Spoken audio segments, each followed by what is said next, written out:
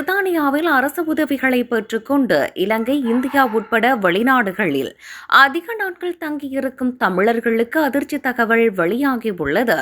அரசு உதவிகளை பெறுவோர் பல்வேறு மோசடிகளில் ஈடுபடுவதால் அவர்களை கண்காணிக்க நடவடிக்கை எடுக்கப்பட்டுள்ளது. அவ்வாறு மோசடி செய்பவர்களிடமிருந்து உதவித்தொகை மீள பெற்றுக் கொள்ளப்பட உள்ளது. இதன் மூலம் ஆண்டுக்கு சுமார் 500 மில்லியன் பவுண்டுகளை மீளப் பெற வேலை மற்றும் ஓய்வூதிய திணைக்களம் திட்டமிட்டுள்ளது. புதிதாக கொண்டுவரப்படவுள்ள பப்ளிக் அத்தாரிட்டிஸ் பில் சட்டத்தின் கீழ் நன்மைகள் பெறுவோரின் வங்கிக் கணக்குகள் தீவிரமாக கண்காணிக்கப்படும். இதில் முக்கியமாக 2 விடயங்கள் அவதானிக்கப்படும். நன்மைகளை பெறுவதற்கு அனுமதிக்கப்பட்ட அளவை விட அதிக பணம் வங்கிக் கணக்கில் இருக்கிறதா என்பது சோதிக்கப்படும்.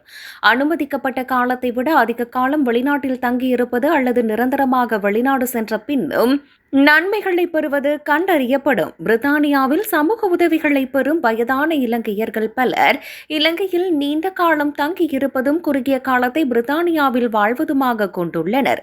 அவ்வாறானவர்கள் புதிய நடவடிக்கையின் கீழ் சிக்க வாய்ப்புள்ளதுடன் அவர்கள் பெற்ற உதவிகளை திருப்பி செலுத்த வேண்டிய கட்டாயமும் ஏற்பட்டுள்ளது.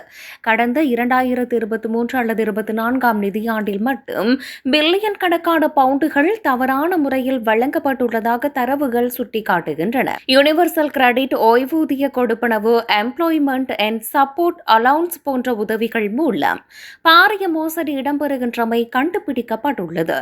இந்த மோசடிகளை தவிர்க்க எலிஜிபிலிட்டி வெரிஃபிகேஷன் மெஷூர் என்ற புதிய தானியங்கி முறையை வேலை மற்றும் ஓய்வூதிய திணைக்களம் அறிமுகப்படுத்துகிறது. இனி வங்கிகள் அதிக சேமிப்பு அல்லது நீண்டகால வெளிநாட்டு பண பரிமாற்றங்கள் போன்ற சந்தேகத்துக்குரிய விடயங்களை அரசாங்கத்திற்கு அறிவிக்க வேண்டியிருக்கும்.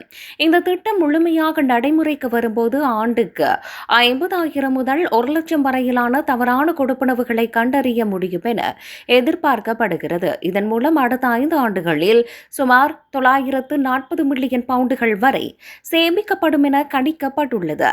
முதலில் ஒரு பரீட்சார்த்த முறையாக ஆரம்பிக்கப்பட்டு பின்னர் படிப்படியாக இது அனைத்து வங்கிகளுக்கும் விரிவுபடுத்தப்படும்.